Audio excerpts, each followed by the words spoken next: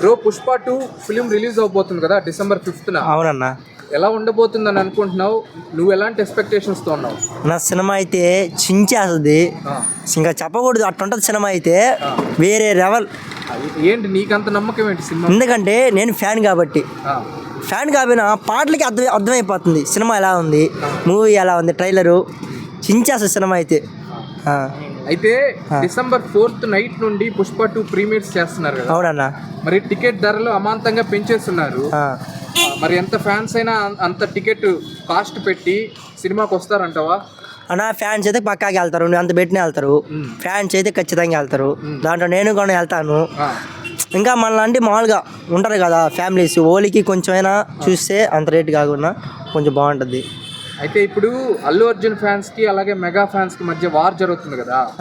So mega fans support లేకుండానే Pushpa 2 cinema hit అవుతుంది అనుకుంటున్నాం. రిలీజ్ అయింది కదా రష్మికది అల్లు అర్జున్ ఎలా అనిపించింది? అదే సినిమా అయితే కథట్నుంది సాంగ్ కానీ కొత్తది సాంగ్ కొరియోగ్రఫీ డిఎస్పి మ్యూజిక్ ఎలా అనిపించింది? కొత్త బాగా చించేసిందినా సాంగ్. సరే ఇక ట్రైలర్ చూసినావా మరి? చూసారన్నా.